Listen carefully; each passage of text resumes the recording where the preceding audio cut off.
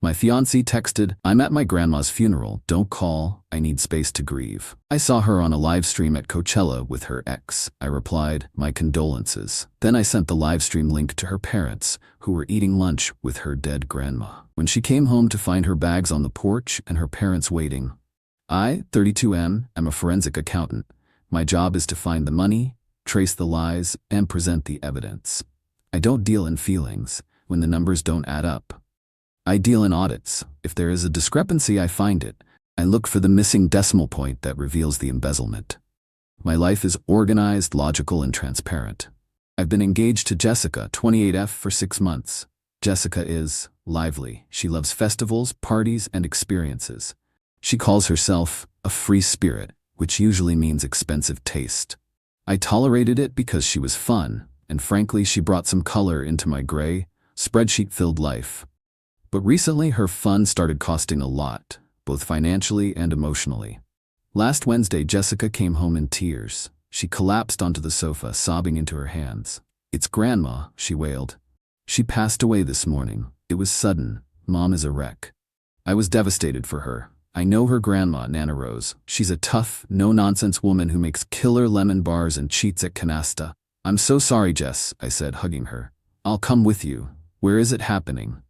"She was in Florida," Jessica sniffled, "visiting her sister. So we have to fly down there for the service on Saturday. Mom is already there. She doesn't want anyone else around, just immediate family. She's really private about grief. Please understand." It felt weird. I'm her fiancé. I'm family, but I respected her grief boundary. "Okay," I said. "I'll send flowers. Take my card for the flight and hotel. Book whatever you need." She booked a flight for Thursday morning. She left with a suitcase that seemed a bit trendy for a funeral. Lots of fringe. But who am I to judge mourning attire? Friday passed. She texted me sporadically. "So sad here. Mom hasn't stopped crying. The viewing is tonight. I'm exhausted." Saturday afternoon, I was at home working on a complex fraud case involving a shell company in Panama. I needed a brain break, so I opened Instagram. I follow a popular music blog because they sometimes post about industry trends. They were live streaming from Coachella. I watched it idly, sipping my coffee, glad I wasn't in the desert heat. The camera panned across the VIP Rose Garden section near the main stage. And there she was, Jessica. She wasn't wearing black. She was wearing a neon crochet top, glitter on her face, and denim shorts that were definitely not funeral appropriate. And she wasn't crying.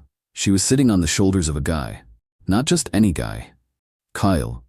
Her ex-boyfriend from college. The DJ who she swore she blocked 3 years ago because he was toxic. I stared at the screen. I felt that cold, familiar sensation I get when I find a hidden bank account in a divorce case. The adrenaline of the catch, the clarity of the lie. I didn't get angry. I got tactical. I screenshotted the live stream immediately. Timestamp 3:45 PST. Then I zoomed in. She was holding a drink, she was laughing, she looked very alive for someone in deep mourning. I pulled up her location. She had turned off Find My Friends, claiming her battery was dying. But she forgot one critical detail. She used my Uber account. She didn't use her own because she wanted the Uber Black status that my corporate account provides. Entitlement is a predictable variable. I opened the Uber app. Recent ride, Palm Springs Airport to Indio, CA. Time, Thursday. Cost, $185. Charged to my Visa. She used my card to fly to LA, not Florida, Uber to Coachella, and party with her ex, all while her dead grandma was supposedly being lowered into the ground on the other side of the country. I picked up my phone. I texted her, "How's the service? Holding up okay?" She replied instantly, "It's so hard, babe. Just finished the eulogy. Everyone is crying. It was beautiful but exhausting. Going to sleep now. Don't call. I need space to process." Going to sleep. It was 4 p.m. in California. The sun was blazing in the live stream. I typed back, "My condolences." Attached, the screenshot of her on Kyle's shoulders. Attached, the Uber receipt showing the drop-off in Indio. Then I made a phone call. I called her mother, Linda. Linda lives 20 minutes away in the next town. "Hi, Mike," Linda answered cheerfully. "How are you on this lovely Saturday?" "I'm okay, Linda. I just wanted to check in." "How are you holding up?" "Oh, I'm fine. Just having a late lunch." "Lunch?" I thought, isn't today the funeral? "Funeral? Whose funeral?" "Grandma Rose's." Rose is sitting right here eating a tuna melt. Do you want to say hi? I put the phone on speaker. Actually, Linda, I think you should see something. I texted Linda the link to the Coachella livestream and the screenshot. Jessica told me Rose died in Florida. She used my credit card to fly to Coachella with Kyle. Silence on the line. The kind of silence that precedes a nuclear explosion. Then, Grandma Rose's voice in the background, sharp as a tack. Is that Jessica? With that bum Kyle? I thought she was at a work conference, and why am I dead? I feel fine. She's not working, Grandma, I said. She's grieving. Apparently, your passing was very sudden.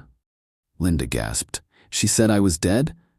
No, she said Rose was dead, but she said you were a wreck. I am going to be a wreck, Linda said, her voice turning into pure steel. A train wreck for her. Mike, pack her bags. Way ahead of you, Linda.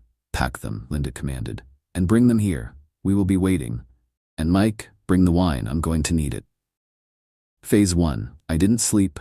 I executed the audit. I packed everything, her clothes, her shoes, her festival gear that was in the wash, her collection of overpriced crystals, her vision boards. I didn't pack them nicely. I used black heavy-duty contractor bags, the kind used for demolition debris. I labeled them lies, deceit, and audacity. I put the bags on the front porch. I changed the digital lock code on the front door. I removed her access to the garage. I logged her out of all my streaming services. I canceled her supplementary credit card, which stopped the bar tab she was currently running up in Indio. I sat on the porch with a beer and waited for the fallout. Phase 2, Sunday morning. My phone blew up. 52 missed calls from Jessica. Text, Mike, please let me explain. It was a mistake. Kyle was just there. We ran into each other. My card is declined. I can't buy water. It's hot. Why is Mom posting pictures of Grandma? I thought she died? She was spiraling. She realized the narrative had collapsed. I replied once, ask Grandma for a ride. Oh wait, she's busy being alive, and Kyle can buy you water. She managed to get home by Monday morning. She probably borrowed money from Kyle or pawned a bracelet. She pulled up in a taxi. She looked rough, glitter-smeared, hair frizzy, sunburned. She saw the mountain of black bags on the porch. She saw her parents' car in the driveway and Grandma's 2005 Buick LeSabre. She froze on the sidewalk. She froze on the shower opened.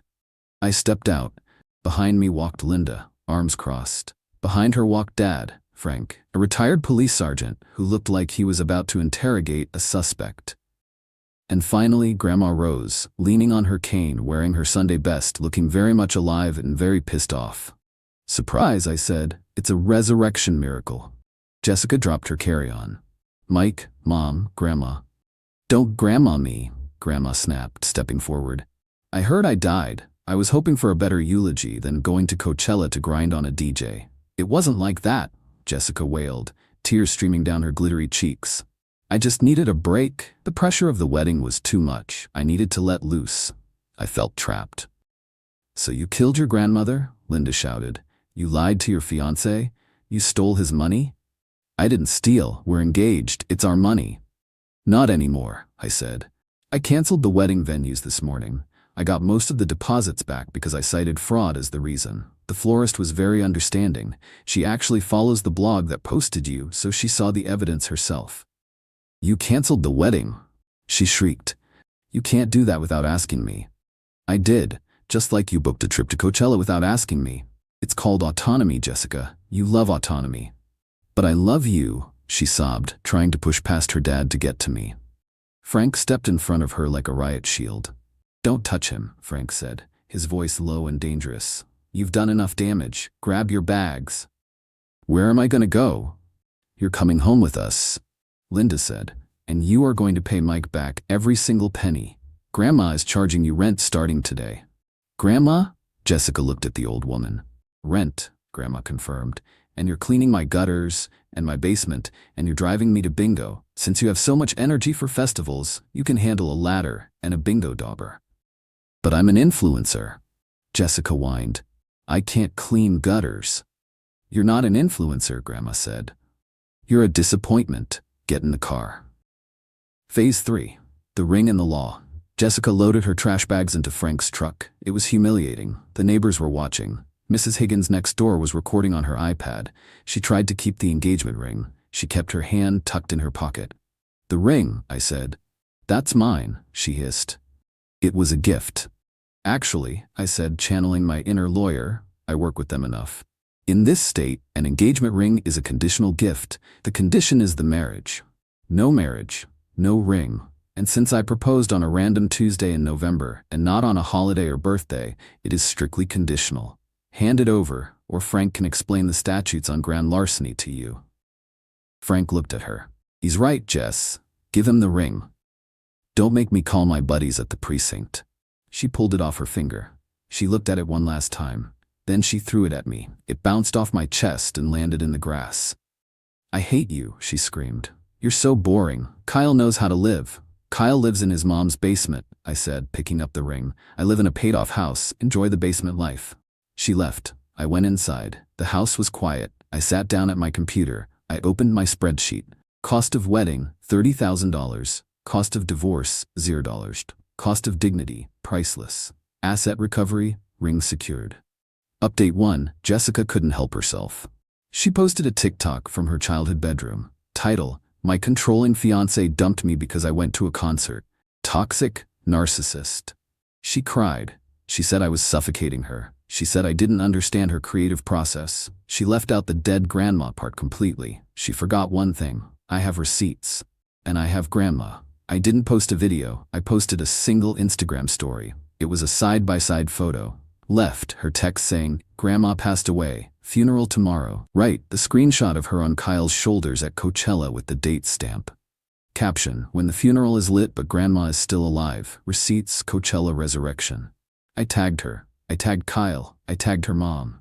Then Grandma Rose made an account. I helped her set it up before they left. Grandma commented on Jessica's video.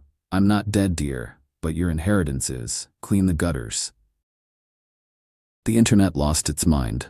Grandma entered the chat. She killed Grandma for wristbands? Savage. Imagine lying about death to party with an ex. Grandma Rose is the GOAT. Jessica deleted her account in 2 hours. She couldn't handle the ratio. Update 2. 2 weeks later, I got a Venmo notification. $1,635 from Linda. Note, repayment for flights, Uber, Coachella ticket chargeback, and emotional damages. Sorry about the daughter. We're working on her. I texted Linda. Thanks. How's she doing? Linda replied with a photo. It was Jessica, wearing oversized gardening gloves and a floppy hat, cleaning leaves out of a gutter on a ladder. Grandma was standing below, pointing at a missed spot with her cane, holding a glass of lemonade. Caption, Rehab, Phase 1. I laughed so hard I almost choked on my coffee. Final update. 3 months later I sold the ring. I used the money to buy a new gaming setup, a nice bottle of scotch, and a weekend trip to Vegas for me and the boys. I met a girl at the gym last week. Her name is Sarah. She asked me what I do. I'm a forensic accountant, I said. I find discrepancies. Sounds intense, she said. Ever find anything crazy? Once found a dead grandmother at a music festival, I said. She laughed. You're funny. I try. Sarah hates festivals. She likes hiking, and she calls her grandma every Sunday. I think this one might work out. As for Jessica, she's still living with Grandma. Rumor has it she tried to sneak out last weekend to meet Kyle. Grandma caught her at the window. Grandma installed a child lock on the window. At 28 years old. Grandma doesn't play. Gentlemen, trust but verify. If she says she's grieving, check the live stream. And if she kills off a relative, make sure you send flowers to the house where that relative is eating a tuna melt.